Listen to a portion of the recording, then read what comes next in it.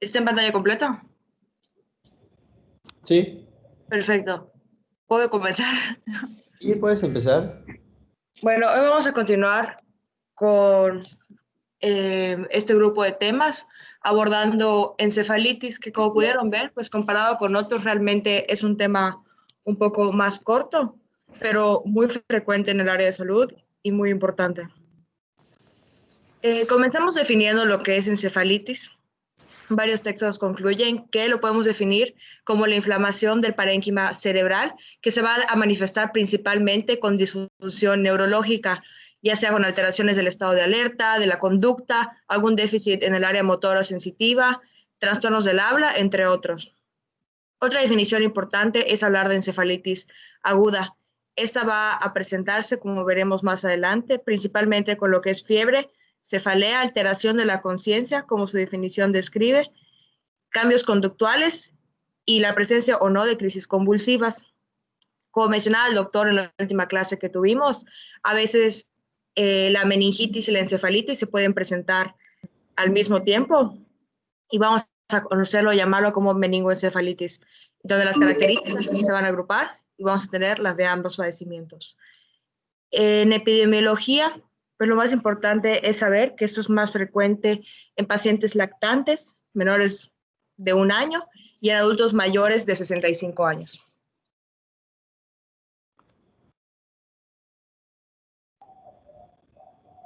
Bueno, etiológicamente, la encefalitis tiene una etiología viral. El principal virus responsable es el virus del herpes simple. Este suele ser más común. Cuando hablamos de la población adulta, suele presentarse el tipo 1 en el 90% de los pacientes y el tipo 2 en el 80%, es más frecuente en neonatos.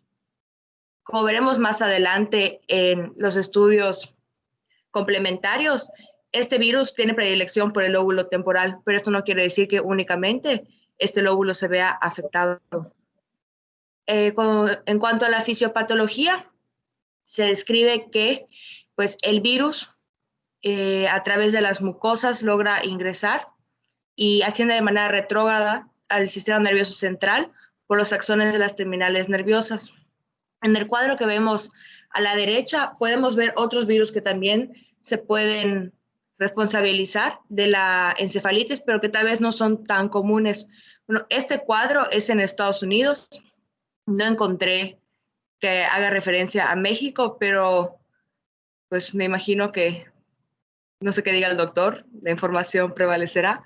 O sea, siempre el del herpes simple sigue siendo, ese se describe el más común en nuestro país, pero otros como el citomegalovirus, el virus del herpes zóster o el de Epstein-Barr, que veremos más adelante, también pueden estar presentes. Sí, pues realmente lo triste es que en nuestro país no se hace las pruebas de PCR o la reacción en cadena de polimerasa para saber el tipo de virus. De los que he leído de las series mexicanas, sí, el que se encuentra más es el herpes simple. Es importante que se den cuenta, no sé si lo puedes regresar, el cuadrito anterior. Dense cuenta que en el cuadrito dice causas comunes de meningitis, pero te dice virus que causan meningitis, por lo tanto recuerden que la meningitis puede ser viral. De hecho, las causas de meningitis de forma global son más frecuentes virales que bacterianas, de forma global. Casi no se menciona así en los libros porque la que más te llama la atención o la que determinamos es la bacteriana por sus características y su morbilidad y mortalidad. Vean que en meningitis aguda, pero hablando de virus, el más común, dentro de los comunes, perdón, no el más común, pero dentro de los comunes está el herpes simple tipo 2. Y vean cómo en encefalitis, el tipo de herpes más relacionado a encefalitis aguda es el herpes simple tipo 1. Vean cómo hay esa pequeña diferencia, ¿no? Puedes continuar. Gracias, doctor. Y bueno, hablando un poco acerca de la presentación o las manifestaciones clínicas, se escribe que la presentación habitual suele ser heterogénea, pero los principales y más comunes síntomas que van a estar presentes son la fiebre, la cefalea, la alteración del estado de alerta, los déficits neurológicos. Y bueno, en el paréntesis podemos ver varios escritos que también estaban en la definición de este padecimiento. Hay ciertos signos que ya se han identificado que nos pueden orientar a un agente etiológico pues específico, como son el signo de parkinsonismo que hemos visto antes, que se ha asociado a encefalitis por flavivirus, y los signos frontotemporales como son la afasia o la alteración de la memoria, que va a sugerir este virus que es el más común, del herpes simple. La cerebritis, cuando ya hay datos y evidencia de inflamación en esta zona, se debe de pensar en el virus de Epstein-Barr, herpes zóster o flavivirus. No es tan común del herpes simple. Y bueno, en el cuadro de la derecha tenemos más detallado algunas presentaciones clínicas específicas que se han asociado a diferentes virus. Incluso podemos ver, como en el primer caso, por ejemplo, que se ha asociado en niños o en personas adultas. Bueno, algo importante a destacar, que comentaba también el doctor, es el poder diferenciar una encefalitis de una encefalopatía, porque muchas veces las características clínicas van a parecerse, incluso, ¿no? Cuando leíamos otros temas, a veces hay como cosas muy puntuales diferentes y muchas en común, ¿no? Entonces, algo que nos permite en este cuadro hacer un diagnóstico de diferencial, por ejemplo, la presencia de fiebre o cefalea son síntomas muy ejes de encefalitis que en la encefalopatía realmente no son tan frecuentes. Algo importante igual es que en la encefalitis la disminución del estado mental puede fluctuar, en cambio en una encefalopatía esto va a ser progresivo. Y otra cosa igual importante son las crisis comicales, ¿no? Si el paciente convulsiona o no, es muy frecuente en la encefalitis y es muy extraño en la encefalopatía. Otra cosa a destacar, que ya mencionó igual el doctor, es que no todas las encefalitis son infecciosas. Recientemente se ha estudiado las encefalitis autoinmunes, que constituyen, como pueden leer, una nueva categoría, ¿no? a la que se puede atribuir este padecimiento, y se cree que está mediado por la existencia de anticuerpos contra los receptores de los neurotransmisores o de las proteínas de superficie neuronal. ¿Qué ocasiona esta respuesta inmune? Pues todavía no se tiene muy claro, los estudios siguen sin ser muy concluyentes, pero se piensa mayormente en la presencia de algún tumor que pueda originar esto. Sin embargo, en pediatría se ha estudiado un poco más y ahí sí se ha determinado que la mayor parte de los casos que se han presentado han sido por la presencia de anticuerpos contra el receptor de glutamato, y lo han llamado en algunos artículos encefalitis anti-NMDAR. Creo que Sí, me gustaría agregar, por ejemplo, el término encefalopatía, si ustedes lo tratan de declinar, pues hace alusión a la enfermedad de la cabeza o relativo a la enfermedad de la cabeza o el cerebro, porque dice allá encefalopatía, ¿no? Relacionado a enfermedad del cerebro, perdón. Eh, Aquí el término encefalopatía, chicos, es como, ¿qué les debe de venir a la mente cuando lo pretendan utilizar? Es cuando un paciente tenga un síndrome confusional agudo. ¿Qué es un síndrome confusional agudo? ¿Qué es, no? Pues así como el nombre lo dice, síndrome confusional agudo. ¿Y tú cómo podrías saber que alguien está confundido? Preguntándole cosas sencillas que cualquiera debería de poder saber y que te las fallen. Por ejemplo, que le preguntes, ¿cuál es tu nombre completo? Y que no pueda o que te diga otro nombre. Que le digas cuántos años tiene. O, por ejemplo, podría ser también dónde estás, qué lugar es este. A mí me gusta preguntar mucho qué día es. A veces no que me digan la fecha, pero sí que me digan qué día de la semana es. Si es lunes, martes o miércoles. Si el paciente no responde bien a esas preguntas, una o más de una que no responda bien, el paciente tiene una desorientación. Puede ser una desorientación en tiempo. Si le preguntaste qué día es de la semana o qué fecha es, tiene una desorientación en lugar si no sabe en dónde está, y una desorientación en persona. Si lo tiene afectado es una desorientación, ¿sí? Pero para que digas que es un síndrome confusional agudo, obviamente tiene que haberse instaurado rápido y en segundo término, tiene que haber un compromiso de las funciones mentales, algunas de las funciones mentales, como cuáles, recordar, tenemos por ejemplo a la memoria, tenemos por ejemplo a la atención, tenemos al cálculo matemático, tenemos al razonamiento, tenemos el poder deletrear, el lenguaje. Entonces, si el paciente está desorientado y además tiene alguna alteración de las funciones mentales,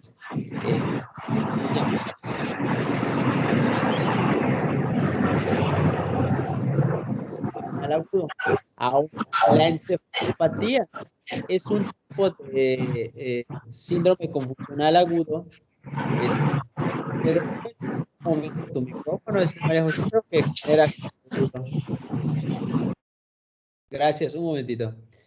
El síndrome confusional agudo de la encefalopatía, lo característico es que se puede asociar a alteraciones metabólicas donde podríamos incluir alteraciones de la glucosa, por ejemplo, una hiperglucemia muy canija o una hipoglucemia muy marcada, o que tengamos un desequilibrio hidroelectrolítico como una hiponatremia así bien canija, una hiponatremia, o sea, un nivel de sodio muy bajo, o una presión arterial sanguínea muy alta. Todo esto puede alterar el funcionamiento de las neuronas y causar un mal funcionamiento y tener un síndrome confusional agudo. Ahí es cuando se le llama encefalopatía, pero como la encefalitis nos puede causar un síndrome confusional, ahí lo que están tratando de hacer es definir las diferencias que hay entre un síndrome confusional por encefalitis y de otra causa que sea por diversas causas, se le denomina encefalopatía. Aquí los pivotes son que cuando tenemos una encefalitis, obviamente la fiebre es muy importante. Es muy importante que si llega a tener crisis convulsivas, es más frecuente en la encefalitis. Si llegan a ver en la encefalopatía, siempre van a ser generalizadas. No se espera que en una encefalopatía por hipertensión, hiponatremia, hiperglucemia, hipoglucemia, hipocalcemia, hipercalcemia, presenten crisis convulsivas focales o parciales. O sea, no es esperado que una partecita del cuerpo nada más esté convulsionando, sino que cuando es encefalopatía metabólica, es todo el cuerpo podría convulsionar. Y obviamente, pues en las encefalitis habría una respuesta inflamatoria sistémica y dentro del laboratorio, en la biometría hemática, pues lo esperado es que pudiera haber leucocitosis, ¿no? Eso nos debe de orientar. Y eso que comenta María José, pues es nada más para que sepan que no todo lo que se llama encefalitis es infeccioso. O sea, hay inflamación del encéfalo, pero no de causa infecciosa, no de causa infecciosa, sino de causa autoinmune. O sea, hay anticuerpos para ciertos receptores o sustancias del sistema nervioso que causan un proceso de inflamación y que, vamos, aunque es un proceso de inflamación, es un tipo de inflamación no infecciosa, pero condiciona sintomatología bastante similar a la encefalitis. Por eso se llama encefalitis, pero se le llama encefalitis autoinmune. ¿Dale? Puedes continuar, María José.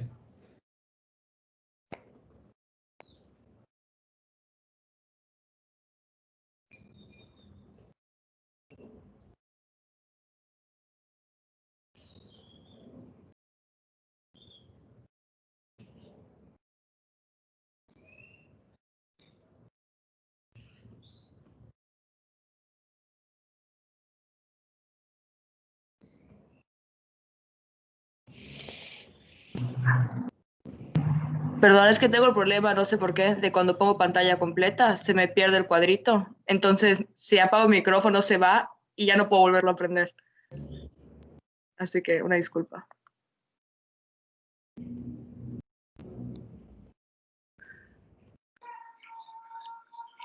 Y bueno, como mencionaba el doctor con anterioridad, una de las principales diferencias es que pues en datos de laboratorio vamos a ver manifestación de un proceso inflamatorio, ¿no? Entonces, los datos orientadores de una encefalitis viral en todos los documentos y las referencias se agrupaban en 4. En la pleocitosis, que es el aumento de los leucos, mencionaba en 200 a 500. La glucosa, que se debe encontrar en valores normales, las proteínas elevadas y la presión de apertura normal. Además de la PCR, que ya mencionamos antes, pues el estudio más descrito y que se refiere como el estándar de oro es la resonancia magnética, ya que es la prueba más sensible y que nos va a permitir apreciar realmente las zonas de inflamación, ¿no? Esta va a detectar cambios tempranos con patrones específicos. Las alteraciones, bueno, decía que siempre se ven 48 horas al iniciar el cuadro, pero igual mencionaba que el 10% de los casos confirmados por PCR de virus del herpes simple muchas veces podrían dar resultados de resonancia magnética normal hasta por 72 horas.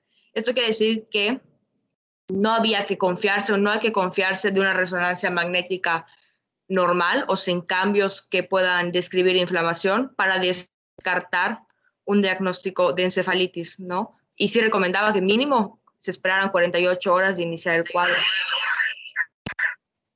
Bueno, en cuanto a dónde vamos a ver la inflamación principalmente, como mencionamos antes, cuando se trata del virus del herpes simple, hay una predilección del lóbulo temporal en el 90% de los casos y anormalidades límbicas. El 10% suelen mostrar, además del lóbulo temporal, inflamación en otras zonas.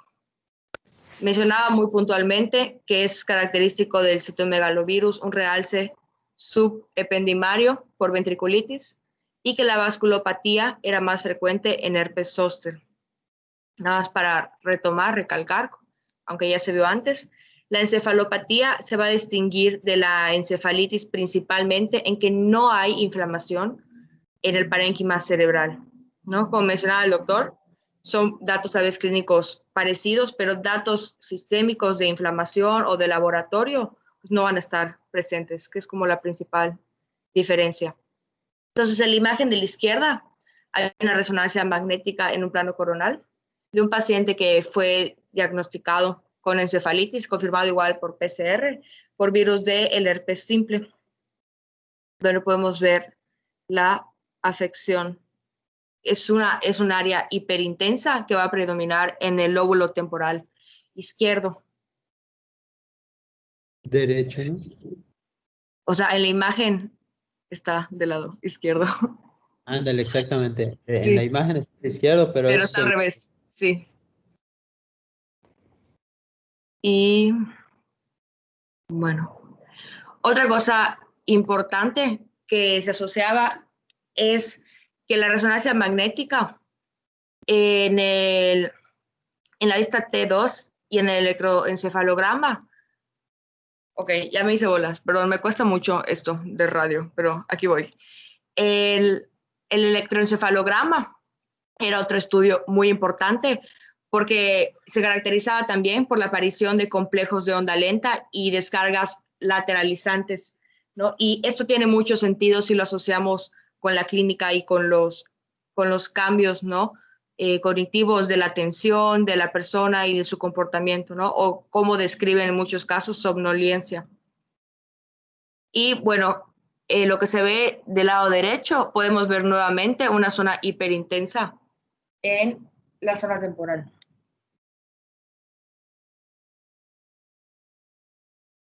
Siguiente. Y bueno, en un artículo que encontré, volví a recalcar, bueno, estas son más imágenes que tal vez ven un poco más claro cómo se afecta sobre todo la región medial de los lóbulos temporales y la región inferior de los lóbulos frontales. Y cuando se incluía el gadolinio, entonces se podía ver, es cuando se podía ver en la fase de T1 estas zonas de hipointensidad, ¿no? Algo que mencionaba igual era que la TAC era recomendada tal vez para reconocer o pensar en hemorragias petequiales en las áreas afectadas, pero no mencionaba más de la TAC. Y bueno, el tratamiento. Algo importante acerca del tratamiento era que todos los pacientes con sospecha y sobre todo diagnóstico de encefalitis requieren de una monitorización en unidades de cuidado intensivo de ser posible, pero mínimo el ingreso hospitalario, ¿no? El tratamiento no es específico, hay algunas excepciones dependiendo de si se identifica o no el virus. Para el herpes simple, Zoster y Epstein-Barr es el aciclovir en dosis de 10 miligramos kilogramo IV cada 8 horas y se debe de iniciar lo antes posible porque esto va a ayudar a disminuir las secuelas neurológicas que son muy probables en la mayoría de las personas que cursan con encefalitis. Para el citomegalovirus, el ganciclovir más el foscarnet son los descritos, VIH, antirretrovirales, como pues ya sabemos, y para el caso del sarampión, que a mí se me hizo raro, pero lo describen bastante, es la ribavirina.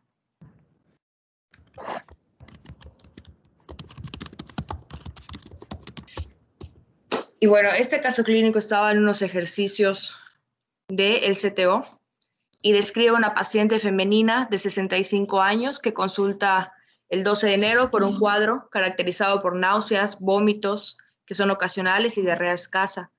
Se utiliza una tomografía abdominal que resulta normal y recibe manejo para GEPI. A la semana siguiente presenta aclonías hemifaciales izquierdas. Los familiares describen que inició con somnolencia progresiva y compromiso de conciencia que se mantiene hasta la fecha. Evoluciona con escalofríos en los últimos días, febril. No presenta tos ni síntomas urinarios.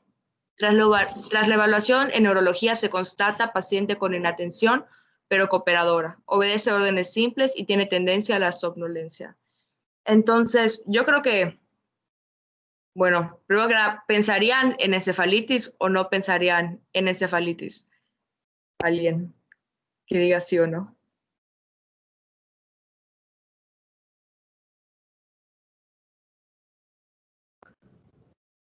¿Me escuchan? ¿Me oyen? Sí. No. Sí. O sea, sí pensarían. Ok. Lo voy a tomar como un sí a mi pregunta. Y bueno, además de que pues, es el único tema que hemos visto en esta diapositiva y es muy probable que sí se trate de un caso de encefalitis, pues a mí me gustaría, ¿no? Más que decir si sí o no, tal vez qué datos de la paciente nos hacen pensar en una encefalitis o qué datos nos gustaría saber a partir de esto.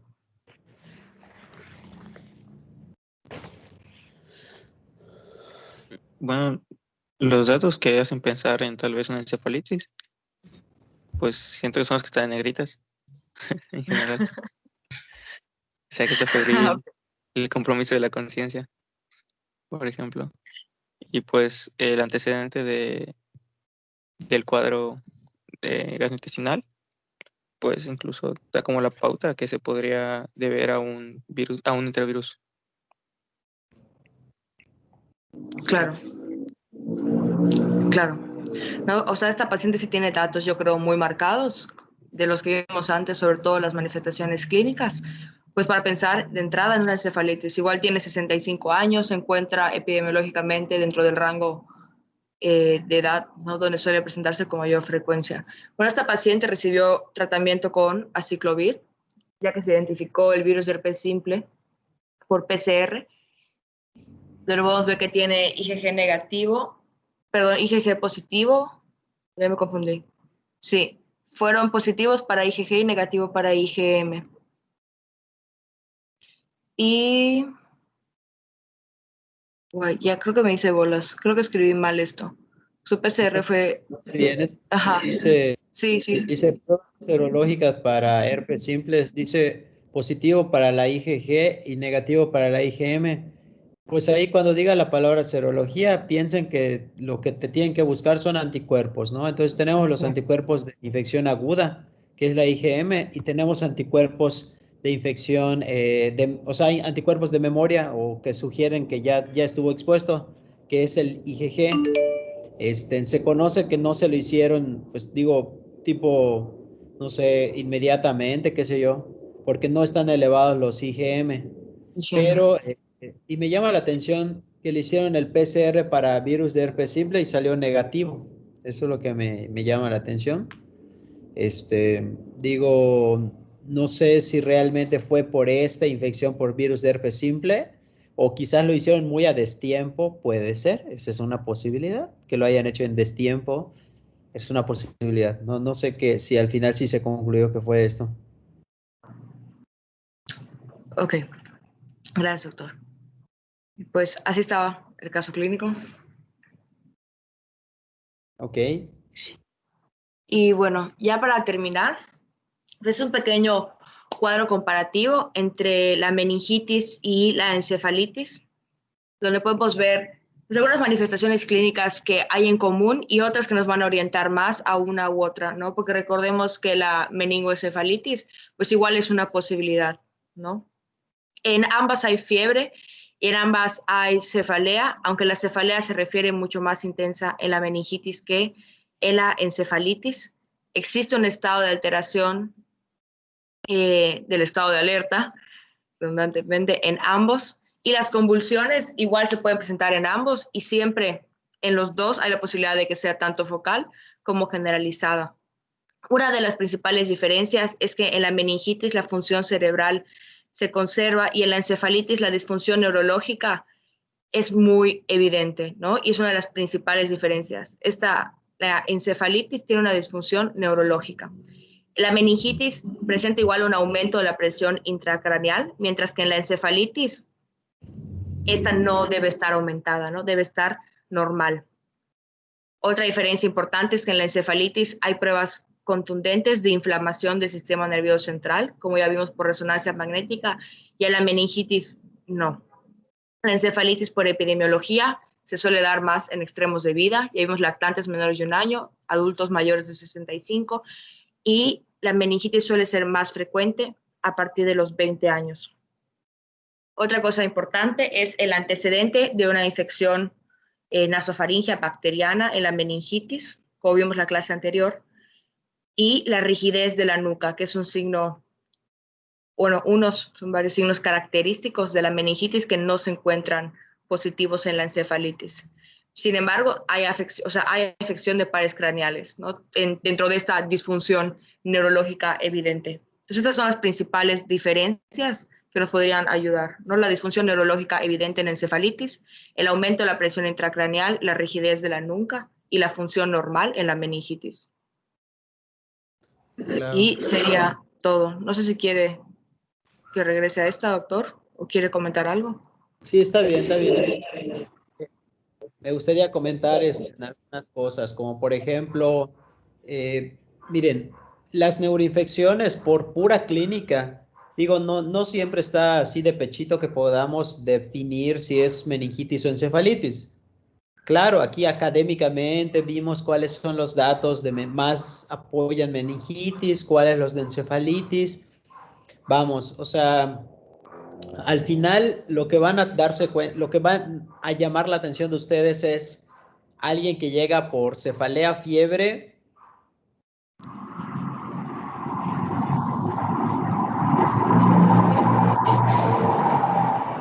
Cefalitis, algo que yo me he dado cuenta, chicos, algo así que yo me he percatado.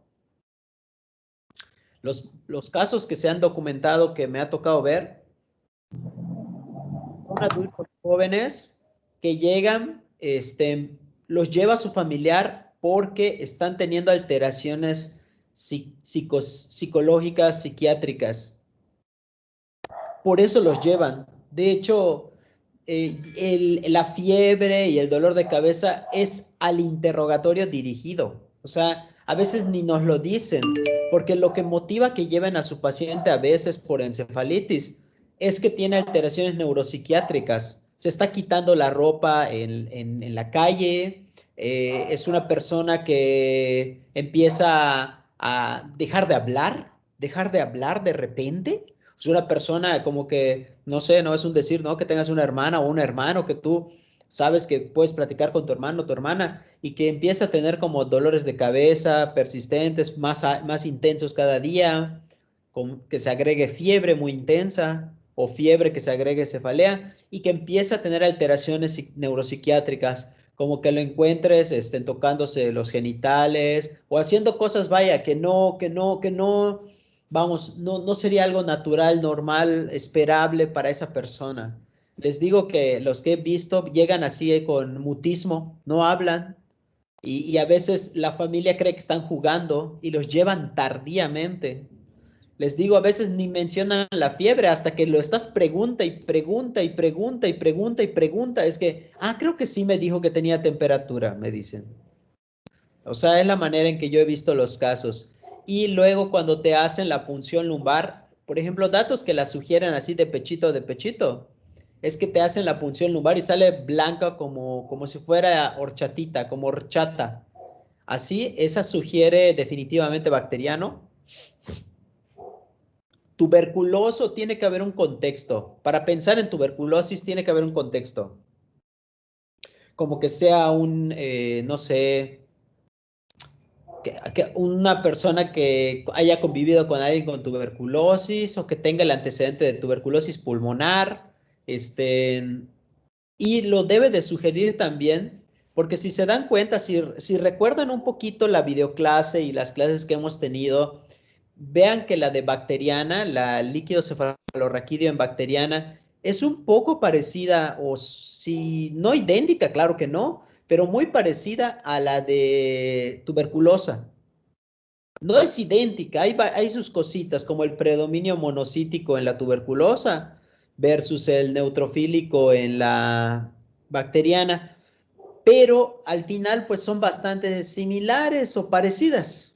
Entonces, un paciente que le das tratamiento con tratamiento empírico con ceftriaxona, vancomicina, que no va mejorando después del tercer, cuarto día, muchas veces lo que hacemos en el hospital es tomar, como vemos que no mejora clínicamente, o sea que el paciente no mejora su estado de alerta, su estado de orientación, no vemos que la fiebre ceda, no se quita.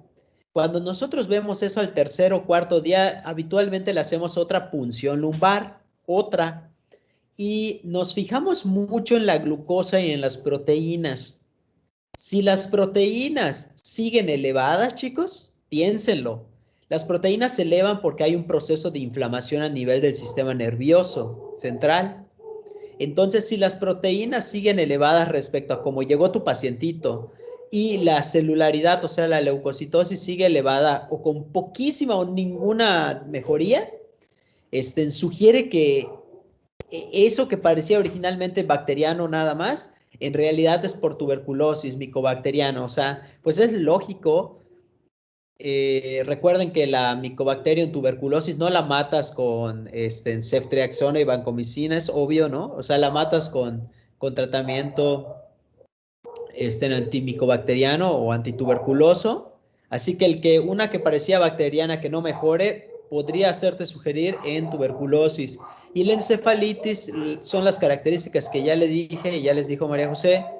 La encefalitis no se diagnostica con resonancia, pero sí nos sirve y nos ayuda cuando sí hay el hallazgo, nos orientan rápido a la causa, como había mencionado su compañera, sobre todo por el del herpes simple que afecta a los lóbulos temporales, nos puede sugerir.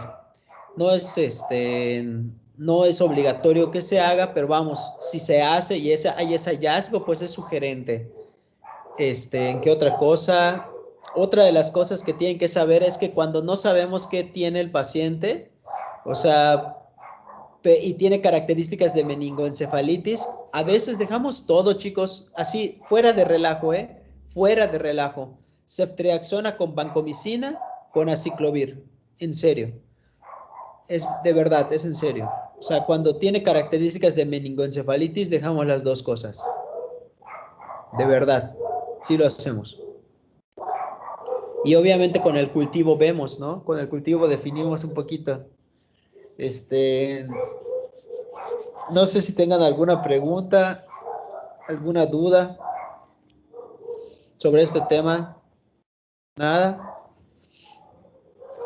Es muy interesante. Espero que hayan entendido los conceptos más esenciales de las neuroinfecciones, ya que es un tema vital al ser una emergencia neurológica y con alta morbimortalidad. Pues muchas gracias, María José, muy bien, muy sintetizado.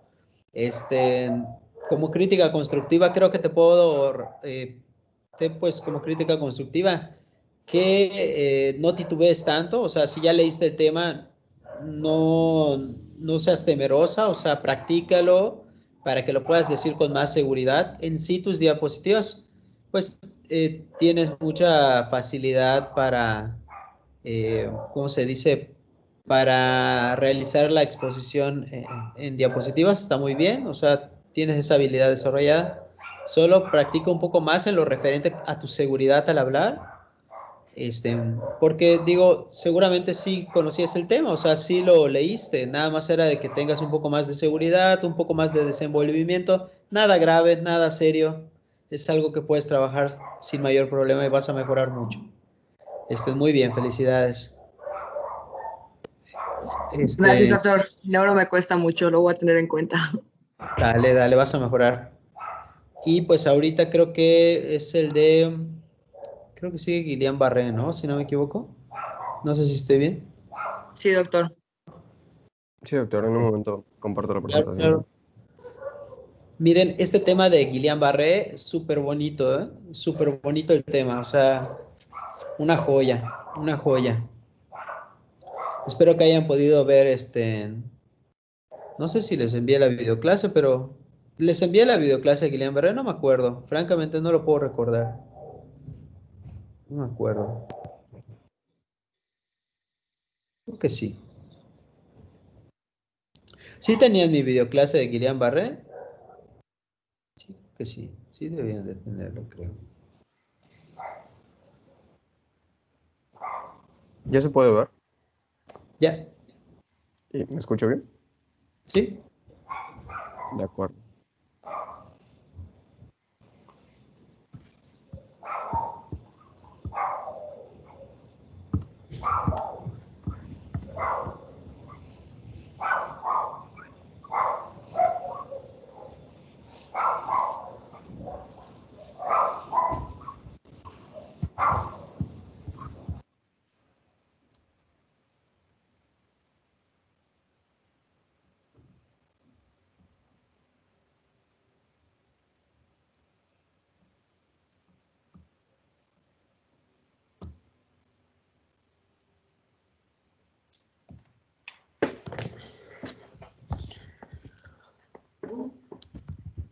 Bueno, a continuación vamos a hablar sobre este tema que, como dijo el doctor Ortiz, es bien curioso, bien bonito. No entiendo cómo es que no se ve con el resto de las otras enfermedades que pues, son miméticas de, pero bueno, vamos a continuar. Ok, a este curioso síndrome que lleva el epónimo de un doctor, creo que es francés, también se le conoce bajo esta terminología, esta palabra que es muy buena como para impresionar gente que pues no es de la carrera. Suena muy rimbombante, ¿no? Entonces, polirradiculoneuropatía inflamatoria desmielizante aguda. Y bueno, como siempre, podemos ir sacando bastantes de las características de esta enfermedad a partir del nombre. Cabe recalcar que esta polirradiculoneuropatía inflamatoria desmielinizante aguda es un espectro del síndrome. No abarca todo el síndrome de Guillain-Barré, puesto que el síndrome incluye otro tipo de variantes, mientras que esta hace referencia a la presentación más típica, que es de alrededor del 80-90% de los casos que incluyen esta enfermedad. Pero bueno, analizando la palabra, polis significa muchos, varios, radículo hace referencia a la raíz del nervio, y patía, pues la enfermedad o la afección de varios nervios. Inflamatoria, puesto que tiene características de este tipo, de hecho en el suero y en el líquido cefalorraquídeo se pueden encontrar pues, anafilotoxinas o citocinas de carácter inflamatorio que pues le dan esta parte del nombre a la enfermedad. Desmielinizante, puesto que es el principal mecanismo de acción asociado al daño que produce. Aguda por el tiempo de presentación. Y a este respecto, muchas veces podríamos añadir lo de ascendente, puesto que empieza típicamente en las extremidades distales inferiores y poco a poco la afección va recorriendo hasta hacerse más central, por decirlo de algún modo. Si tuviera que poner algún ejemplo, lo relacionaría con la presentación de las enfermedades exantemáticas, y en este caso la comparación sería con una presentación centrípeta, es decir, que va de afuera hacia adentro, pero aún así no es del todo igual. Ahorita vamos a ir viendo el cuadro clínico.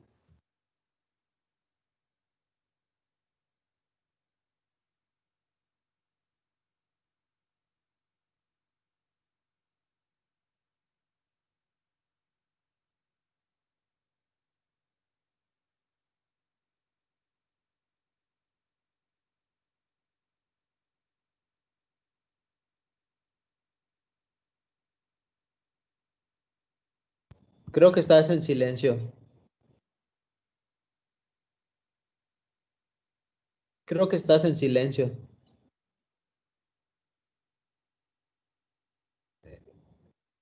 Eric, creo que estás en silencio porque yo no te escucho, amigo.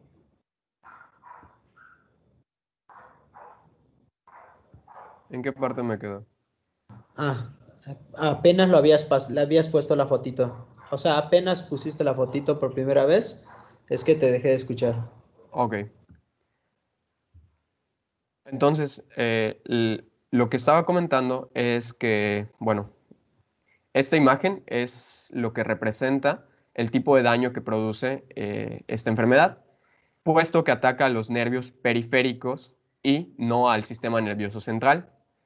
De tal forma que, bueno, su mecanismo de acción, su fisiopatología, a grandes rasgos, es comerse o destruir la mielina que recubre a los nervios periféricos, de tal suerte que pierden su capacidad para transmitir con efectividad los impulsos nerviosos, sobre todo del tipo motor, que es lo usual.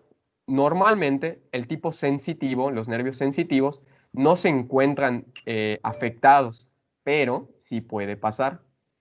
Y bueno, cuando entremos a fisiopatología, lo veremos con más detalle. Ahora, un breve repaso histórico, pues en 1848, hace ya más de 2 siglos, Graves da la primera descripción registrada de una parálisis flácida de origen periférico. Esto es importante porque anteriormente se creía que pues, si tenías una parálisis flácida, es decir, sin tono, probablemente el problema estaba a nivel central y no tenía recuperación. Pero, pues, aquí Graves, después de una serie de autopsias, se da cuenta de que el sistema nervioso se encontraba aparentemente íntegro y pues por esto se lo atribuyó a los nervios periféricos. Después, Landré, en 1858, otras bibliografías dicen 59, da la primera descripción formal de una parálisis ascendente, que es lo que hoy en día asociamos con mayor frecuencia a Guillain-Barré. En ese momento pasó a conocerse como la parálisis de Landré y pues bueno, tenía como características que también se trataba de una parálisis flácida precedida por una infección, etc. Ahorita una pequeña descripción. Finalmente, o bueno, no tan finalmente, llega Guillain-Barré y su colega Stroll. A Stroll la historia lo ha olvidado un poquito y ha permanecido Guillain-Barré, que es este amigo que tenemos aquí a la derecha. Creo que sí. Y bueno, ellos describieron las características de la forma clásica del cuadro, es decir, reunieron toda esta serie de características que presentaban los pacientes y las sindromizaron, por decirlo de alguna manera, de tal forma que ya era más fácil identificar esta enfermedad como un espectro, como un ente diferente de otras. Y por ello, pues la enfermedad lleva el epónimo. Además, a esta descripción de la enfermedad con su cuadro clínico característico, añadieron este hallazgo que hoy en día es importante, que es la disociación albúmino-citológica en el líquido cefalorraquídeo. Esta disociación albúmino-citológica nos habla de que en el líquido cefalorraquídeo es probable y posible encontrar un aumento en la presencia de proteínas dentro del líquido sin que haya un aumento considerable, o a veces técnicamente no hay este aumento, en la pleocitosis encontrada en este líquido, que sería característico de otras enfermedades, sobre todo de tipo infeccioso o neoplásico. Entonces, pues bueno, aquí aumentaron un puntazo estos chicos. Y luego, en 1958, Miller y Fisher hacen esta descripción de esta variante que es importante, que es la oftalmoplejía, la ataxia y la arreflexia. Es importante porque aquí no hay una parálisis flácida como tal. Entonces, ante esta ausencia de un dato que podría ser pivote, uno podría pensar que no se trata de un síndrome de Guillain-Barré, pero en realidad sí. Entonces, bueno, es una de las variantes importantes a considerar. Ok. Entonces, Nada más me gustaría, disculpa, perdón, Eric, muy sí. bien, me gustó mucho y solo lo voy a recalcar. Vean cómo Eric dijo algo muy importante, o sea, muy importante, ya lo dijo 2 veces, lo dijo en la primera diapositiva, él dijo que la polirradiculoneuropatía inflamatoria aguda es como que la terminología para referirnos a la variante clásica del Guillain-Barré. Vamos, el decir Guillain-Barré es el equivalente a decir eso, polirradiculoneuropatía inflamatoria aguda, pero hay otras variantes menos comunes, como la que acaba de mencionar, Miller-Fisher, que, o sea, tú dices, ¿cómo va a ser demonios una variante si no me está causando debilidad muscular, ¿no? Pero así es porque su fisiopatología es similar, solo que tiene afección por otro grupo de nervios, que no son los que son de las raíces nerviosas, y que su característica principal es oftalmoplejía, ataxia, que es poca coordinación o no coordinación, y arreflexia, ¿no? Entonces no hay síntomas motores, ¿sí? O sea, vean cómo es bien interesante. Puedes continuar, Eric, solo lo quería recalcar. Se Mm, apagó tu... Bueno, ahí está. ya, gracias, doctor. Entonces, vamos a ver la descripción del paciente de Landra, que me pareció muy ilustrativa, sobre todo para empezar a adentrarnos ya en lo que es la enfermedad. Dice, un paciente de 43 años de edad que sufría de la enfermedad. Este paciente tenía un antecedente de enfermedad febril, no nos cuenta bien cuál, pero bueno, tenía este antecedente, quien desarrolló parestesias de los dedos de la mano y de los pies, seguida de una debilidad muscular secuencial de las piernas, luego de los brazos y finalmente de los músculos respiratorios. El diafragma se encontraba presumiblemente paralizado y sobre todo en la inspiración profunda, causando que el epigastrio se contraiga para reexpanderse de nuevo con la expiración, es decir, tenía una respiración con músculos accesorios, ¿no? Y como resultado de la parálisis, el tórax se llenaba incompletamente, la respiración se encontraba severamente comprometida por los movimientos defectuosos del diafragma, la respiración era rápida, superficial y marcada por una sensación opresiva, muy opresiva y disnea severa. Aquí está chistoso. El tratamiento de este paciente consistió en ese entonces en masajes de las extremidades con linimentos volátiles. Busqué que eran linimentos y al parecer son como una serie de ungüentos o aceites esenciales. Y bueno, estimulación eléctrica. No estoy seguro de cómo daban esta estimulación eléctrica, pero me parece interesante. Acompañada de una comida copiosa que consistía, qué chistoso, en chuletas y vino de Bordeaux. O sea, súper bien. Aún así, el paciente murió repentinamente 8 días después del inicio de la parálisis. Es decir, este se trató de un cuadro fulminante. La examinación post-mortem del cerebro y la médula espinal no encontró hallazgos que fueran, pues que llamaran la atención, ¿no? Entonces, aquí es lo que se asocia a una neuropatía periférica como tal. Entonces, me pareció interesante e ilustrativo esta descripción que hace Landra. Ahora, luego nos deja este comentario, que es una cita textual. En este tipo de parálisis, la sensación y el movimiento pueden estar igualmente involucradas. Hoy en día sabemos que principalmente lo asociamos a los síntomas motores. Sin embargo, en general, el movimiento está especialmente afectado por una disminución gradual de la fuerza muscular y la flacidad de las extremidades y la pérdida de los reflejos. La pérdida de los reflejos. Arreflexia. Bueno, esta apariencia inicial de la enfermedad es tan benigna que el observador frecuentemente piensa que el paciente está exagerando de manera voluntaria, o sea, está fingiendo, o incluso está simulando la enfermedad. Pues esto era relevante en su día, ya que Guillain-Barré no estaba catalogado como una entidad nosológica especializada y pues por lo tanto para un médico cabría pensar que no se trataba de una enfermedad real. Hoy en día sabemos que lo es. Ahora, hablando un poquito de epidemiología, la incidencia varía de bibliografía a bibliografía, pero en general se acepta que es de 1.1 a 1.8 casos por cada 100.000 habitantes.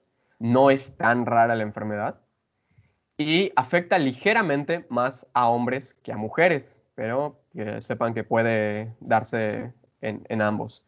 Tampoco hay una edad en la que sea más frecuente, en la que se presente un pico, pero de acuerdo con las escalas pronósticas, al parecer el paciente prototipo debería ser un hombre de edad media de alrededor de unos 40 años, tal vez.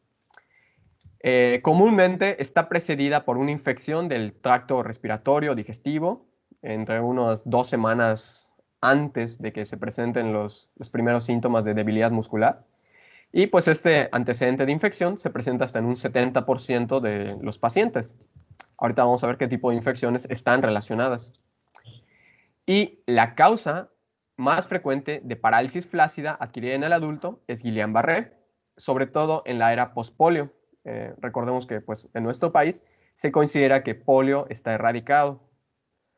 Pues, de todos modos habría que checar los antecedentes de cada paciente, ¿no? Y bueno, pensar en esta posibilidad ante una parálisis flácida de tipo ascendente y progresiva.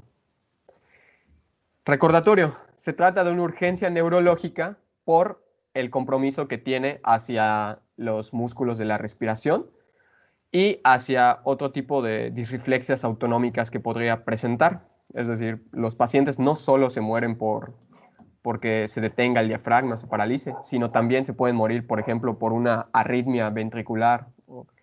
Y pues bueno, son causas fatales relacionadas con la enfermedad.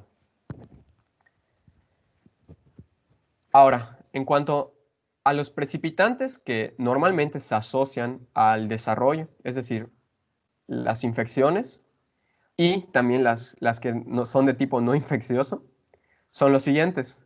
Está el Campylobacter jejuni, que pues bueno, es la entidad nosológica mayormente identificada. Esta se caracteriza por un tipo de cuadro gastrointestinal, pero puede deberse igual a otro tipo de virus o incluso bacterias, ¿no? Recientemente también se ha asociado al virus de Zika, la infección por virus de Zika, al citomegalovirus, a M. pneumoniae, a Epstein-Barr, la influenza del tipo A y la bacteria Haemophilus influenzae, enterovirus diferentes y también a la infección por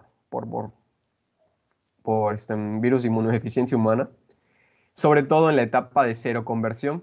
Entonces, aquí para tener en cuenta que a pesar de que la mayoría son por Campylobacter jejuni, tenemos que buscar el antecedente de infección bajo cualquier otro tipo de cuadro, aunque no sea posible tal vez identificar cuál fue el agente etiológico asociado. Ahora, como ya vimos que es una enfermedad de tipo inflamatoria, también cabría esperar que otros estados proinflamatorios pudieran desencadenar o precipitar esta enfermedad, ¿no? Entonces, por aquí la bibliografía nos menciona cirugías, el embarazo, cáncer o neoplasias y lo que los pacientes normalmente saben, las vacunas, ¿no? Cabe recalcar que las vacunas, hay que tratar de desmentir este mito, sí pueden causar Guillain-Barré, pero es un efecto secundario extremadamente raro, bastante raro. Entonces, hay que tranquilizar a tu paciente, el que no se quiere vacunar, el que no quiere recibir, no sé, la vacuna contra la influenza o la nueva vacuna de COVID porque le tiene miedo a las reacciones adversas, porque leyó en un artículo en internet que le va a dar Guillain-Barré. Bueno, hay que decirle que esto ocurre en menos de un paciente por cada un millón de vacunados. Entonces, no es muy común. Eric, ¿me permites agregar algo interesante? En lo referente a epidemiología y agentes que se relacionan, se podría decir que el Guillain-Barré podría presentar brotes, o sí, brotes. ¿Por qué? ¿Cómo se descubrió esto de brotes? Pues por lo que estamos comentando, ¿no? Cuando, por ejemplo, llegó el virus, el Zika, a México, específicamente a Yucatán, se incrementaron los casos de Guillain-Barré y se empezó a hacer asociación con presencia de anticuerpos para Zika como única asociación. Entonces, por eso se menciona también en epidemiología que pudiera haber brotes de Guillain-Barré, pero asociado a estos agentes, según los momentos del año en los que haya más, etcétera. ¿Y cómo le puedes preguntar a tu paciente si tuvo antecedente de infección por Campylobacter jejuni? Lo común es que el Campylobacter jejuni te cause una diarrea inflamatoria con sangre, o sea, te causa una disentería. Eso es lo habitual, suele causar mucho cólico y mucha fiebre. Es como vamos, lo característico del Campylobacter jejuni, una diarrea sanguinolenta, ¿no? Nada más para que lo tengan como idea. Y lo de las vacunas, efectivamente, aunque no es algo así que esté muy orgulloso de decir, pero en algún momento sí se llegó a asociar un lote de vacunas con una mayor probabilidad de desarrollar Guillain-Barré, pero se creía que porque tenían no sé qué problema esas vacunas, pero ya no ha vuelto a pasar y ahorita se quedó solo con el riesgo que ya mencionó su compañero de que nos pueda causar Guillain-Barré, que la verdad, si lo ponemos en una balanza riesgo-beneficio, pues digo, vale la pena, ¿no? Puedes continuar, Eric. Sí, bueno, eso del riesgo de las vacunas, sobre todo considerando que normalmente las vacunas no tienen un beneficio únicamente individual, sino que colectivo. Siempre valdría la pena insistir en ello. Ok, ahora vamos a adentrarnos en terreno peligroso. Fisiopatogenia.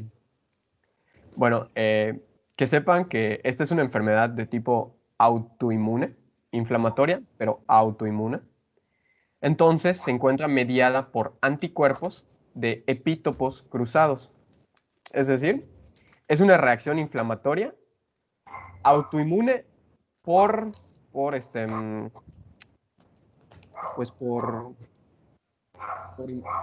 ¿cómo se dice? Por sensibilización cruzada. Ahora, ¿qué pasa?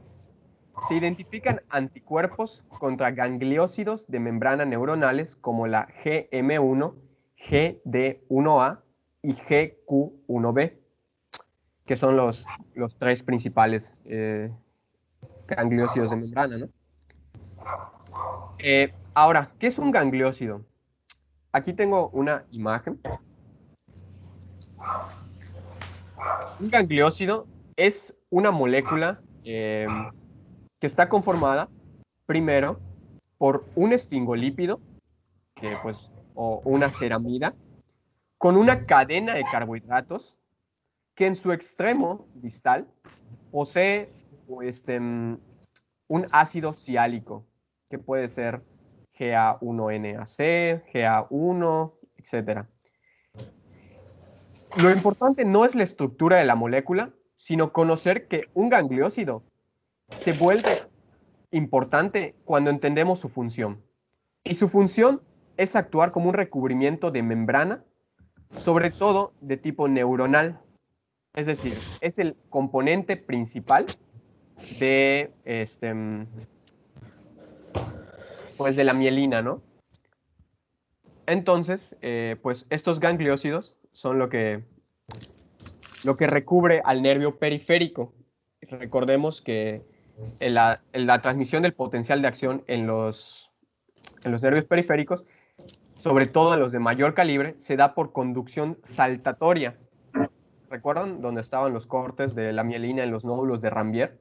Para que la transmisión sea más rápida, más efectiva, pues todos estos nervios estaban recubiertos por mielina y por tanto contienen gangliósidos. Si un anticuerpo que se confundió y ahora ataca de forma maligna a componentes estructurales de los nervios, pues evidentemente va a haber una afección de estos nervios periféricos, que pues bueno, a grandes rasgos es la fisiopatogenia de esta enfermedad. Pero ahora vamos, ¿cómo pasa esta confusión? Empieza, por ejemplo, con el agente etiológico, que vamos a ponerle, es Campylobacter jejuni.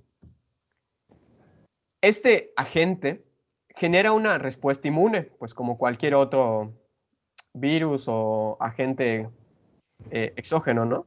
A cualquier otro antígeno. Entonces, va a ser reconocido por las células, sobre todo las del sistema fagocítico mononuclear. Estas células presentadoras de antígeno se las van a presentar a los linfocitos, activando a los linfocitos T, quienes se van a encargar de pues, destruir las células opsonizadas, que pues ya se habrán fagocitado a las bacterias, y también van a activar, le van a presentar estos antígenos al linfocito B.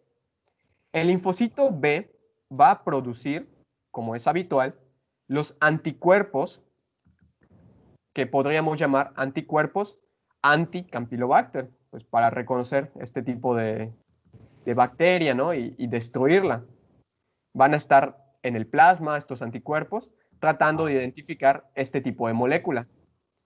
Ahora, aquí donde está el cuadrito azul, donde dice lípido A y ceramida, quiero que vean que dentro de este cuadrito azul se encuentra una estructura muy similar en el gangliósido de la membrana de Campylobacter y en el gangliósido perteneciente al axolema del nervio. Tenemos circulito, circulito, supongo que esto es muy esquemático. Circulito, circulito, cuadrito y cuadrito, circulito y circulito, y triangulito en ambos, ¿no? Entonces, sucede que estos anticuerpos tienen una actividad cruzada. Ya no son tan sensibles como para distinguir si este gangliósido pertenece a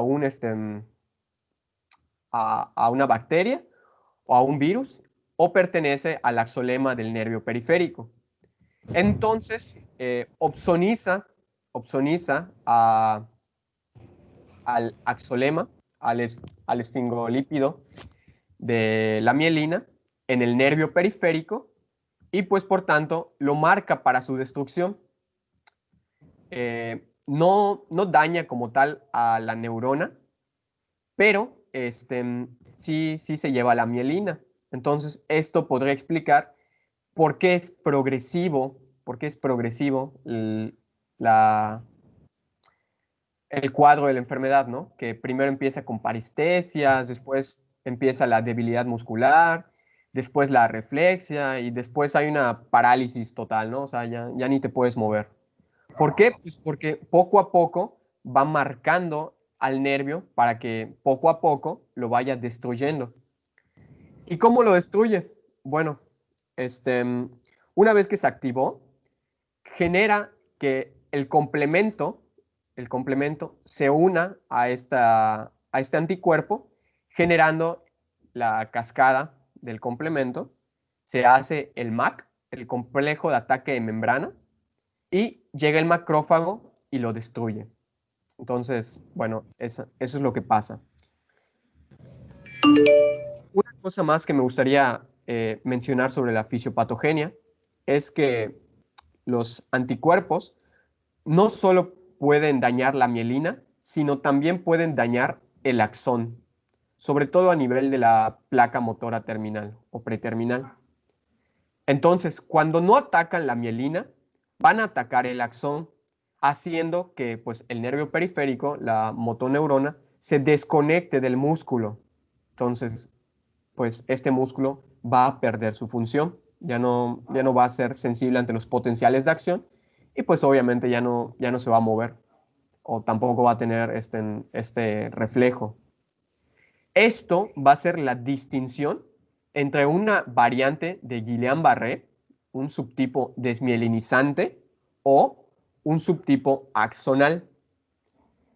Y pues bueno, a veces o clínicamente no va a ser distinguible, sobre todo en las etapas iniciales, pero los estudios de electromiografía nos van a permitir saber si se trata de una variante desmielinizante o axonal, y esto tiene repercusión para saber el pronóstico.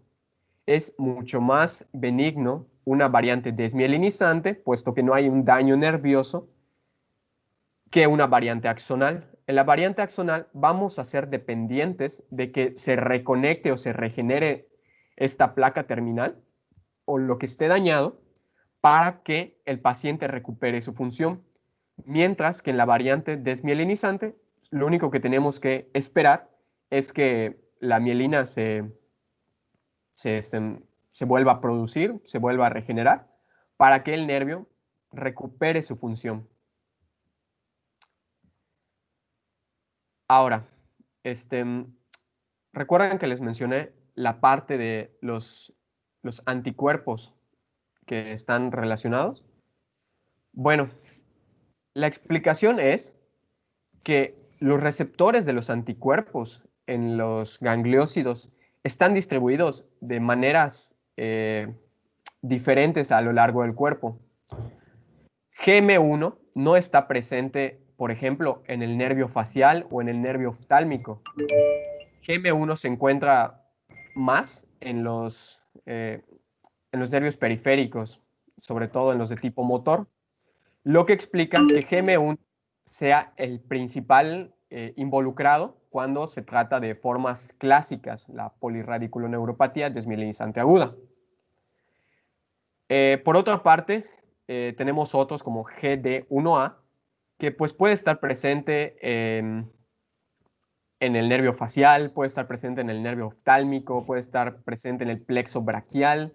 O sea, no están muy bien distribuidos, no están uniformemente distribuidos, y dependiendo del tipo de anticuerpo que haya desencadenado esta enfermedad, es el tipo de manifestaciones o el tipo de fenotipo de la enfermedad que se va a manifestar.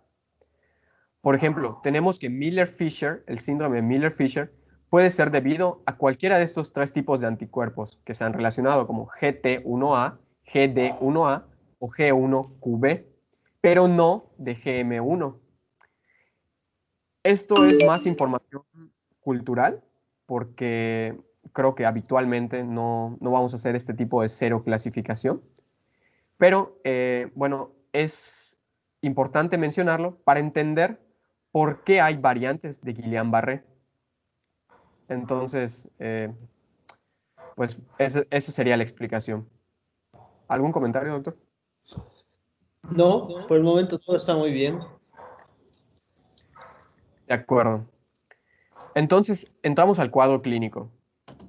Este cuadro clínico lo vamos a mencionar de acuerdo a la forma más típica que existe, la forma clínica más frecuente, que es la polirradiculopatía desmielinizante aguda, que se presenta hasta en el 80-90% de los casos. Entonces, la tríada clásica se compone de parestesias, sobre todo iniciales, debilidad ascendente y arreflexia o hiporreflexia, dependiendo de en qué estadio está. Hay que tener en cuenta, lo siguiente. Como es una enfermedad progresiva, necesitamos saber en todo momento cuánto tiempo de evolución tiene nuestro paciente para saber qué tipo de hallazgos voy a estar esperando. No sería lo común, esperar que la disociación albúmino-citológica se encuentre presente en un paciente de una semana de evolución, por ejemplo, o que ya haya una parálisis del nervio frénico y por lo tanto una dificultad respiratoria en un paciente de 3 días que tiene apenas las parestesias. Pues no sería lo común, ¿verdad?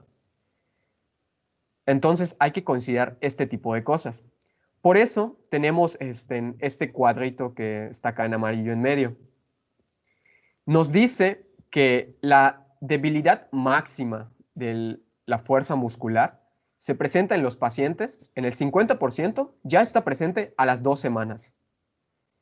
A las 3 semanas ya esperamos que hasta el 80% de nuestros pacientes tengan presente la debilidad muscular máxima.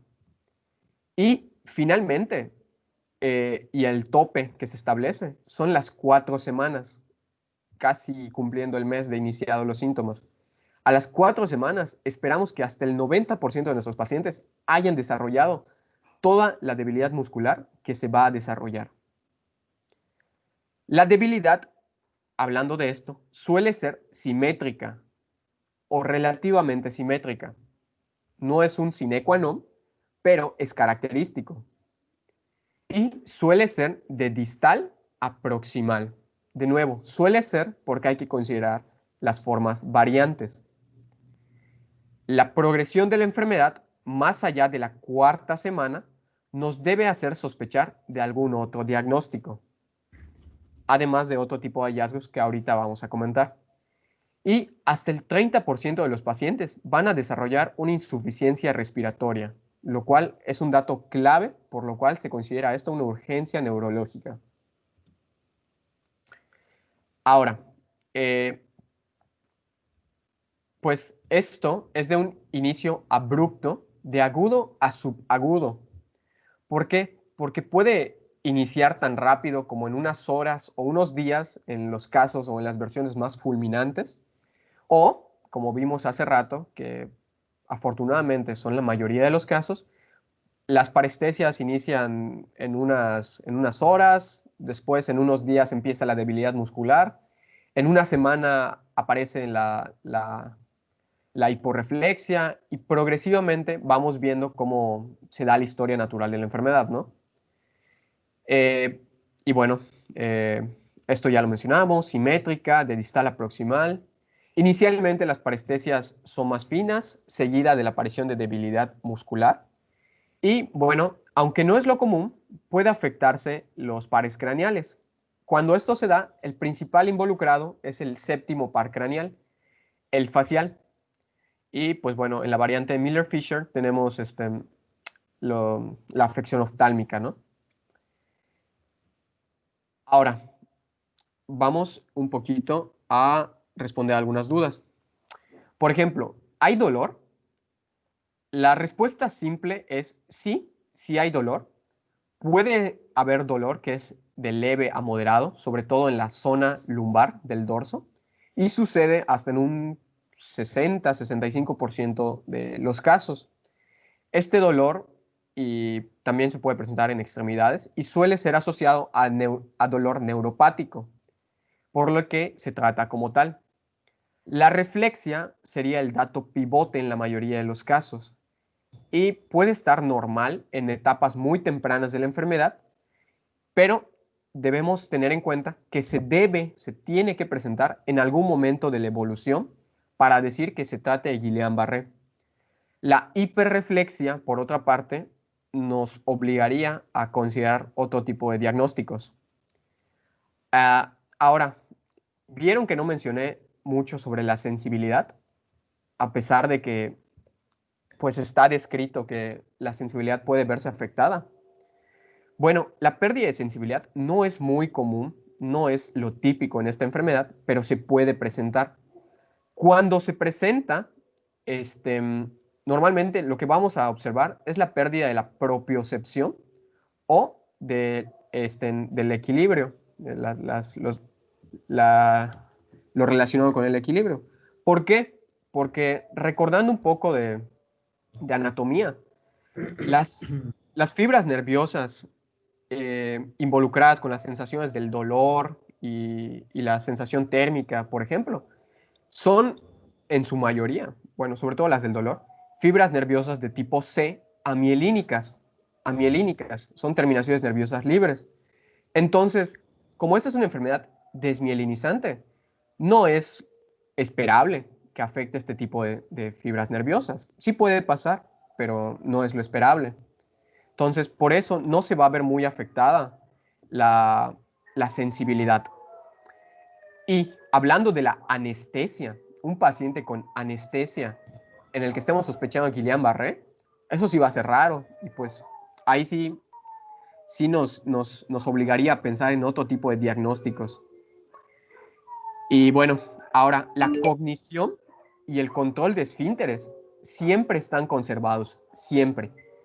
¿Por qué? Porque se trata de una enfermedad neurológica de tipo periférico, es decir, lo que tiene que ver con las funciones mentales no debe estar afectado en absoluto, incluyendo el control de los esfínteres. Si hay alguna afección, tenemos que pensar en otro tipo de diagnóstico o que haya alguna otra situación concomitante. Y bueno, como complicaciones podemos esperar cuadros de disautonomías, como arritmias, por ejemplo. Ahora, pasando un poco a la exploración neurológica, sobre todo lo que tiene que ver con los síntomas motores, pues traje un video para hacerlo más ilustrativo. Lo voy a reproducir, espero que se escuche también. Este primero es de la marcha. Aquí se describe mucho por los pacientes como la sensación de piernas de goma. Entonces, ¿se ve?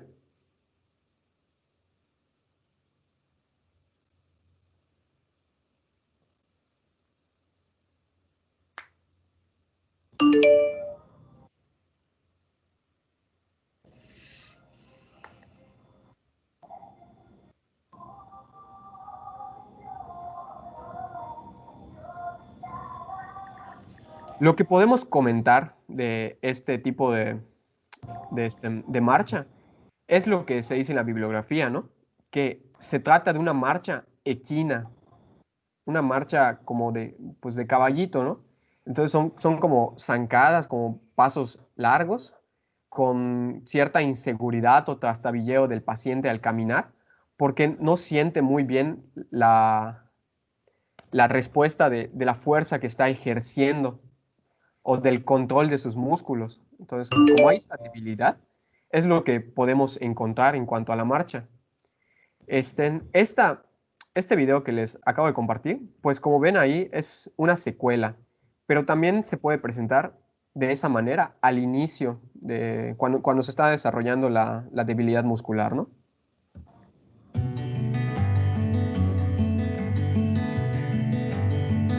Hi, my name is Dr. Okas. Today we will examine the lower limbs of this patient. First of all, you will introduce the patient. Ahora, este otro video es sobre la exploración motora de los miembros inferiores. Entonces, voy a dejar el video. hacemos unos comentarios en un momento y continuamos. And you will ask the patient to raise his trouser. This will give you the clue that his upper limbs are intact or not.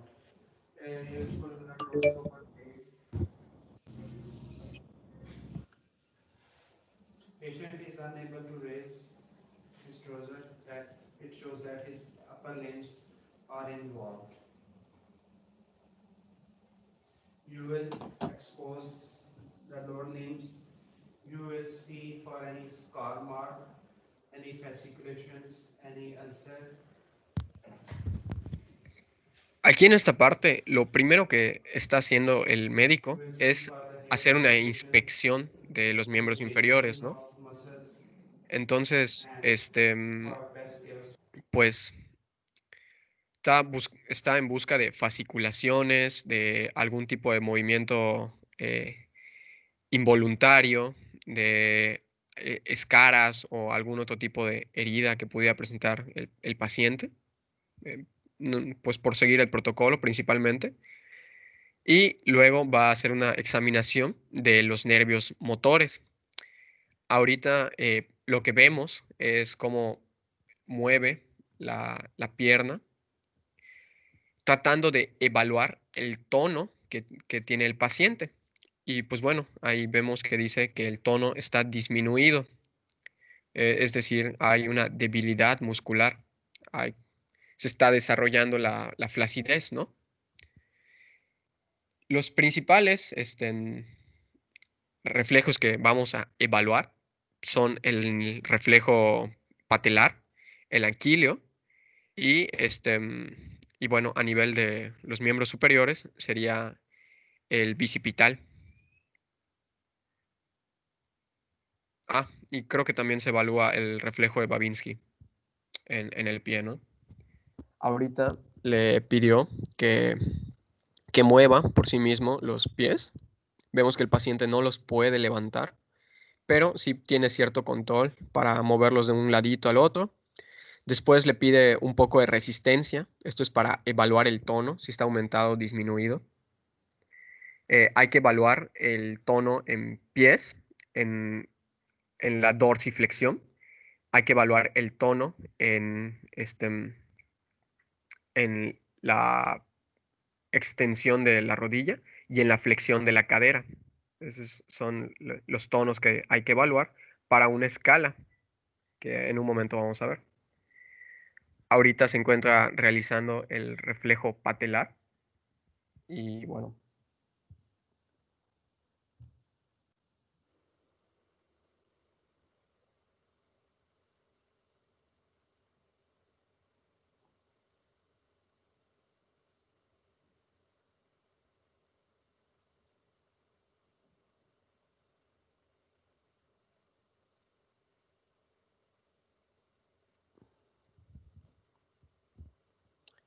Y acá no es que el doctor haya hecho mal el reflejo, sino que, pues, como vemos, está casi abolido. No hay reacción de la pierna del paciente. Aquí va con el reflejo anquileo y tampoco hay mucha reacción. Podemos decir que está arrefléxico.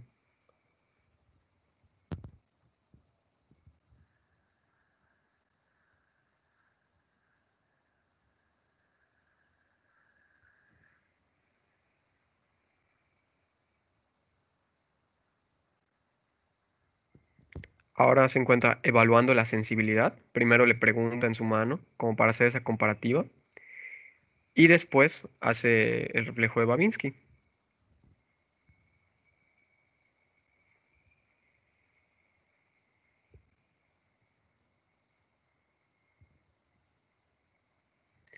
Ahora está evaluando el sistema sensitivo con el reflejo corneal. Se encuentra conservado.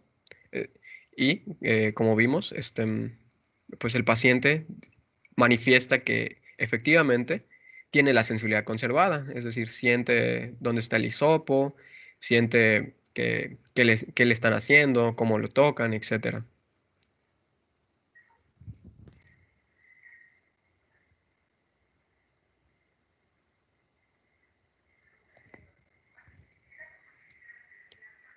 ahora está evaluando la propiocepción al, al, al pedirle que le indique qué fue lo que hizo, qué fue lo que manipuló con el dedo de su pie. Y ahora pasa a la evaluación de los miembros superiores. Está evaluando la fuerza al pedirle que tome sus dedos, que los apriete. Está evaluando el tono muscular contra la resistencia. Y pues nos dice además que hagamos una evaluación de los pares craneales, que hagamos el reflejo nauseoso, que chequemos siempre por algún otro tipo de afectación que nos podría indicar algún otro tipo de diagnóstico diferencial. Y pues ya es todo en cuanto a la exploración motora y sensitiva. ¿Algún comentario, doctor?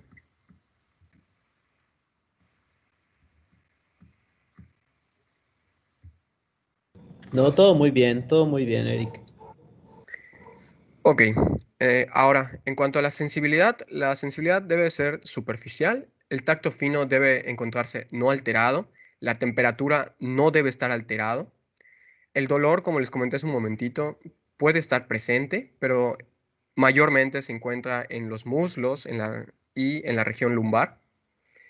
La sensibilidad profunda debe estar conservada. La vibración y la propiocepción, como mencionamos hace un momento, son los dos aspectos de la sensibilidad que se pueden encontrar afectados con mayor grado de afectación.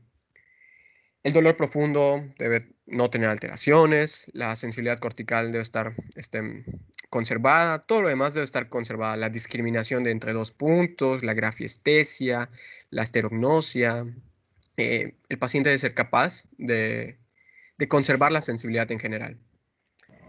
Ahora, el dolor neuropático, como habíamos mencionado, pues es en la espalda baja y en los muslos.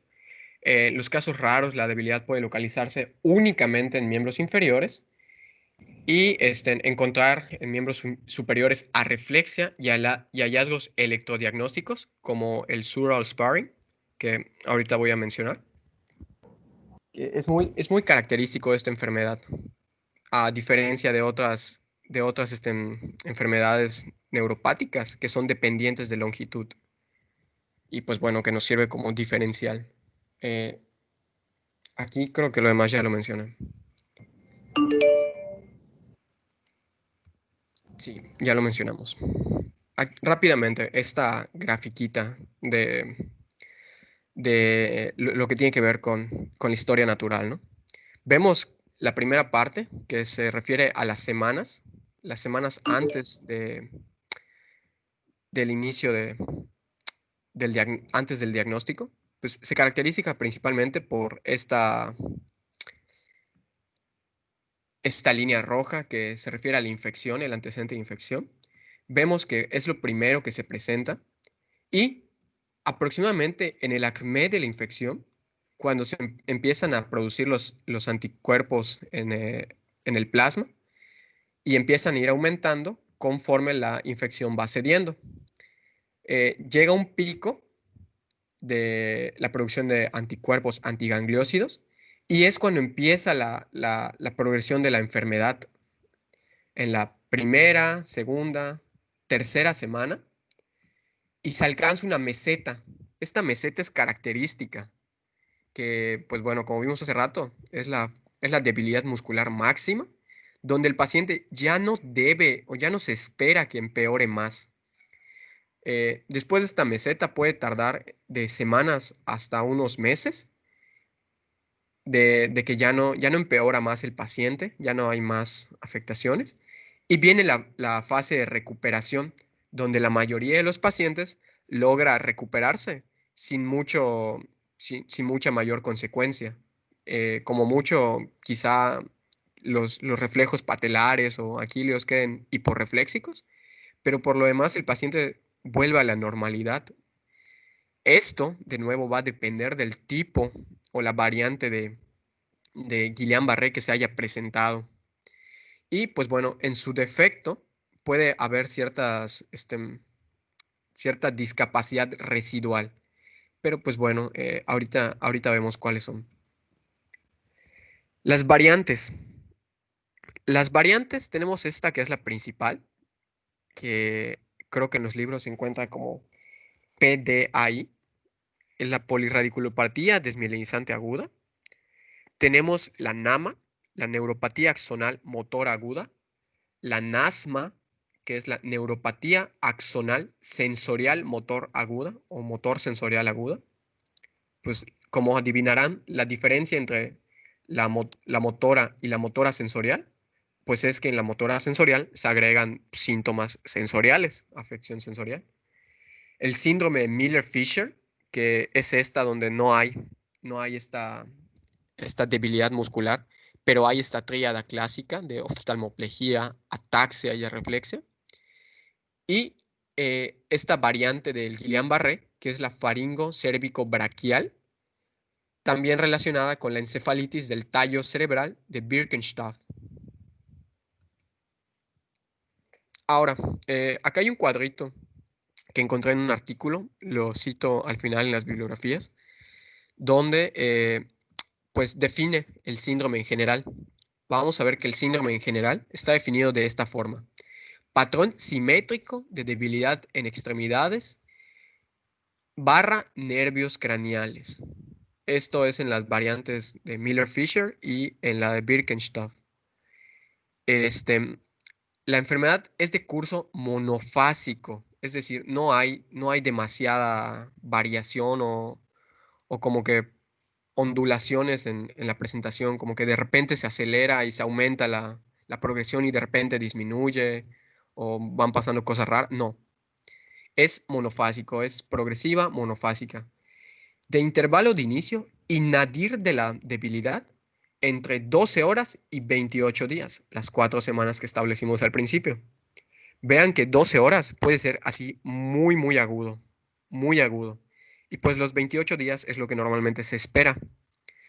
Seguido de un comportamiento clínico en meseta. Lo que habíamos dicho, esto es clave para identificar un síndrome de Guillain-Barré, la meseta.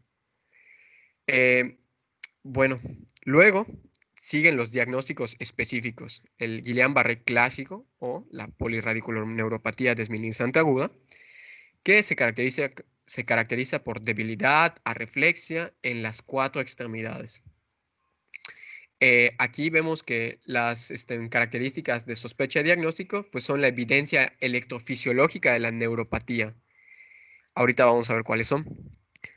Ahora, la debilidad faringo-cervicobraquial se presenta de esta manera. Es bastante más atípica. Debilidad orofaringia del cuello y del brazo simétricas, es decir, del plexo braquial. Simétrica o unilateral, con arreflexia o hiporreflexia del brazo y ausencia de debilidad en las piernas. Como muchas veces tenemos esta idea de que Guillain-Barré es ascendente y de distal a proximal, pues siempre lo buscamos en las piernas, ¿no? Y si vemos a un paciente con afección de por ejemplo, nervios craneales y piernas normales, pues a veces podríamos pensar que no se trata de Guillain-Barré, pero es necesario mencionar que hay este tipo de variantes donde la debilidad es orofaringia, el paciente tiene disfagia, el paciente no puede tragar con adecuada capacidad o presenta abolición del reflejo nauseoso o otros síntomas de tipo pues de los pares craneales. Y bueno, aquí vemos que, de nuevo, lo que nos va a dar la pauta para el diagnóstico es, en primer lugar, conocer que existe esta variante y, en segundo lugar, hacer la búsqueda intencionada con la evidencia electrofisiológica por medio de pues la mioelectrografía, ¿no? Luego, tenemos otras como el síndrome de Miller-Fisher y la encefalitis de Birkenstock. En el síndrome de Miller-Fisher, que es de los más importantes, encontramos oftalmoplegia, ataxia, arreflexia e hiporreflexia. Hay ausencia de debilidad en las extremidades y también hay hipersomnolencia. Qué chistoso, ¿no?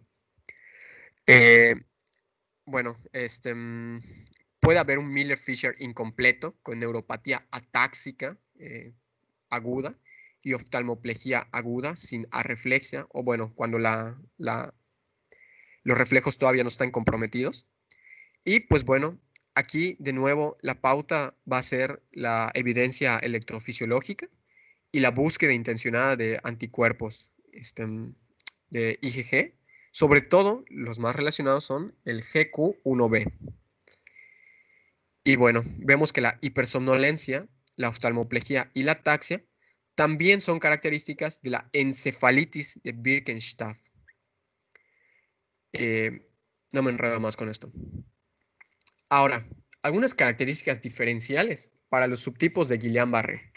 Estamos comparando los 4 tipos principales: la variante clásica, el síndrome de Miller-Fisher, la axonal motora y la axonal motora sensitiva.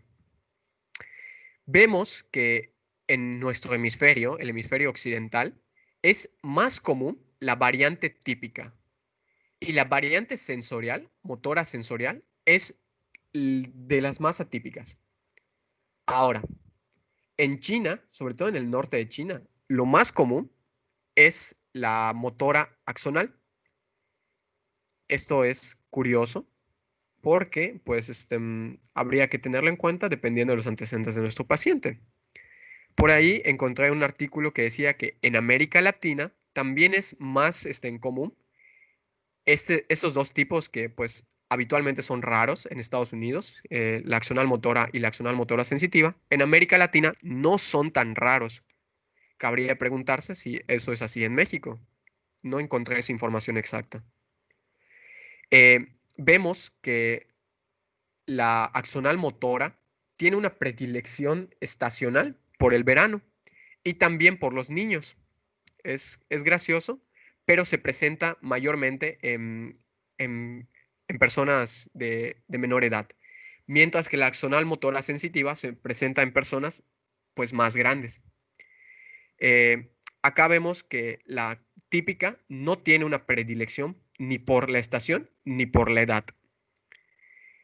En el electrodiagnóstico, lo que podemos encontrar es que las primeras 2 son de tipo desmielinizante, es decir, la afección está en la mielina, mientras que, como su nombre lo sugiere, en las neuropatías axonales, la lesión está a nivel del axón, en las placas motoras, sobre todo.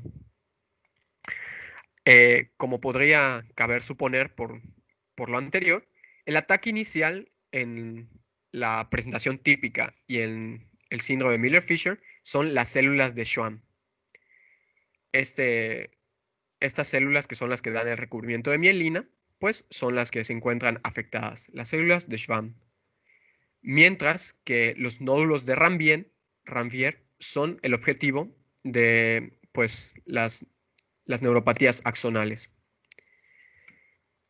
Continuando con este tipo de detalles curiosos y diferenciales, es, por ejemplo, los hallazgos en el líquido cefalorraquídeo. La proteína se encuentra elevada habitualmente después de 2 semanas. Después de 2 semanas de inicio, se encuentra elevado en la versión típica. Y en las otras es más rápido, se presenta antes. En una semana ya es posible ver esta disociación albúmino-citológica.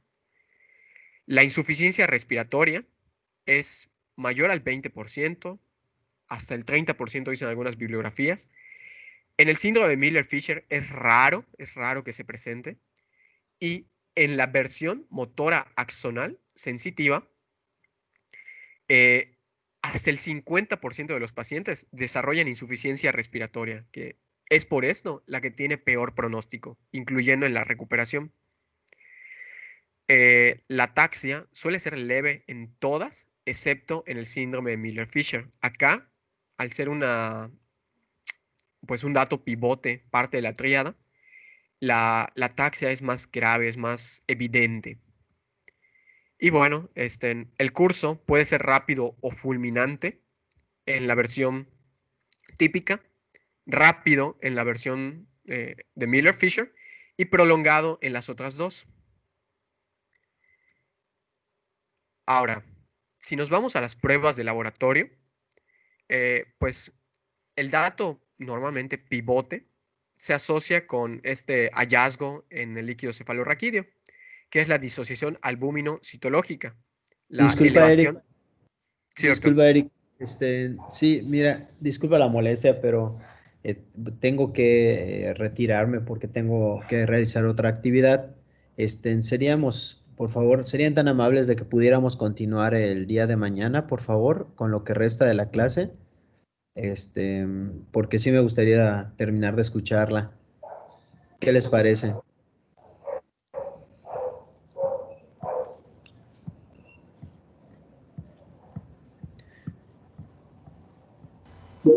Sí, Doc, está bien. Perfecto, sí, muy amables de verdad. Antes de que finalicemos y para puntualizar de lo que estaba hablando, Eric, antes de empezar lo de pruebas diagnósticas, me gustaría compartir algo. Voy a compartir mi pantalla, Eric, un momento. Miren, sí pueden observar esto, ¿verdad? ¿Sí lo ven? ¿Sí ven? Sí, doctor. Miren, chicos, esto que ustedes ven aquí son las variantes, pero puestos de una manera muy esquemática. Veamos los recuadros de abajo. Miren, si las líneas son así, diagonal y rojitas, son síntomas motores. Si las líneas son en sentido contrario, diagonal, son síntomas sensitivos. Si es rosado, es alteración de la conciencia. Si está rellenado. Y si vemos estas líneas, significa ataxia o alteración de la coordinación, etc. Entonces, aquí tenemos la variante clásica sensitivo-motora, ¿sí? Del síndrome de Guillain-Barré. Claro, aquí no nos están mostrando la evolución, nos están mostrando cómo queda o cómo podría quedar o hasta dónde podría afectar. Entonces nos muestran, vamos, cómo va afectando, no aparece la evolución, pero cómo puede afectar todo, ¿no? Incluso hasta aquí arriba, pudiera llegar a incluso hasta ahí, cómo es una afección motora y sensitiva.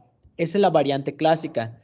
Tenemos la variante pura, tenemos la variante sensitiva pura, ¿sí? Estas que ven acá, parética, esta variante faringocervical braquial, esta variante de parálisis facial bilateral con parestesias. Aquí tenemos el Miller-Fisher, por favor, presten mucha atención. Vamos a ver. El Miller-Fisher, vean que tiene acá, tiene unas líneas de color rojo, por lo tanto son síntomas motores, lo que explica la debilidad de los movimientos oculares, o sea, la oftalmoplejía, ¿cierto? Vemos cómo nos dibujan estas líneas en los brazos, en los brazos y en las piernas, lo que quiere decir que el paciente va a tener ataxia, ¿sí? Entonces, me gusta porque vean cómo de esta manera nos pueden como mostrar los ejemplos de las afecciones de las variantes. Aquí tenemos la encefalitis de Bickerstaff, que también puede ser sensitivo-motora, puede presentar oftalmoplejía, puede alterar la conciencia, por eso vean que dice acá el rosado de disminución de la conciencia, y además nos puede presentar ataxia, ¿no? Entonces, solo les quería mostrar este porque me pareció muy ilustrativo para complementar el cuadro que les mostró su compañero. Se los voy a mandar también al grupo por si alguien lo quiere pues copiar o tener para complementar la información que ya tenemos.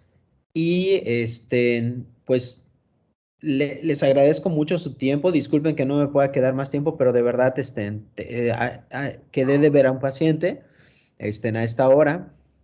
Es de mi trabajo que yo realizo en las tardes y por eso no puedo continuar en este momento. No les diría que continúen solos porque la verdad sí me interesa seguir viendo la clase, porque pues está muy buena y la verdad quiero verla. No sé si tengan hasta ahorita alguna pregunta, alguna duda. Digo, si pudiera ver, porque la verdad creo que todo está bastante claro, ¿no? Acabo de mandar aquí al grupo, la imagen.